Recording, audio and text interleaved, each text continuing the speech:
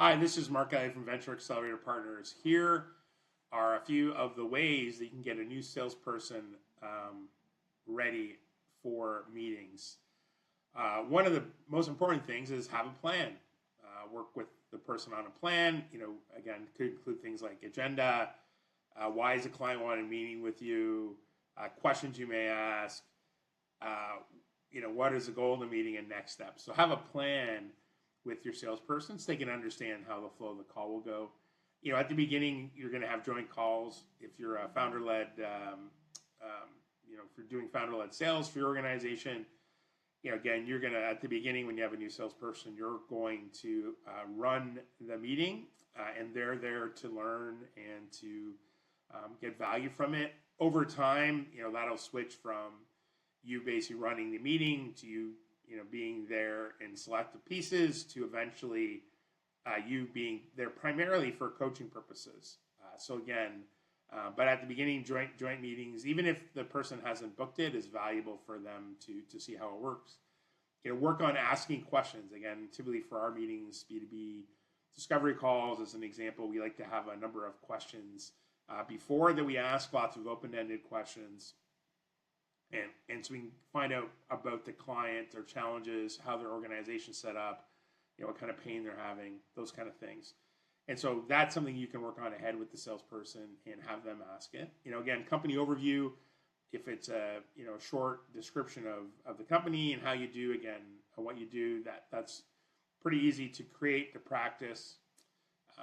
Towards the end of the meeting, we always talk about, hey, we've got a couple minutes left, 5 minutes left.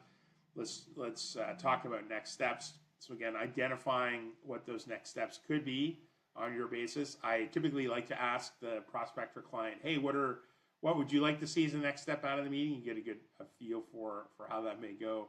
But have that as ready, and again, stopping and asking for next steps is very, very valuable and easy.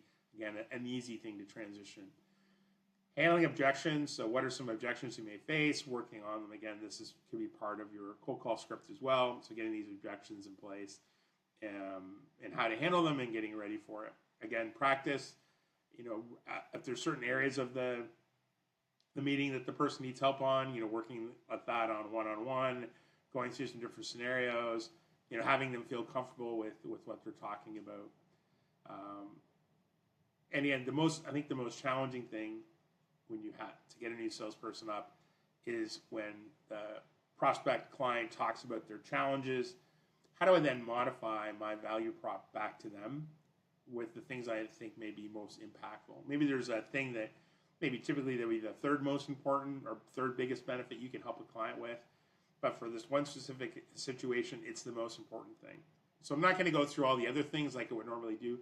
I'm going to focus on the things that I think would be the most benefit to them, and also understanding their time and sharing with me the value, the problems they're having, and making sure I'm aligning those back in, their problem and your benefit. That's the most challenging thing, and again, that's something you can work on. But that typically is going to be the last part of that discovery call or initial meeting where the new salesperson is going to feel comfortable with. Hope you enjoyed the short video. We have got lots more, one a week at VA Partners. And so check out our videos. And if you're looking for some help on getting a new salesperson ready to make calls to your organization, please reach out. Again, Mark Elliott from Venture Accelerator Partners. Thanks.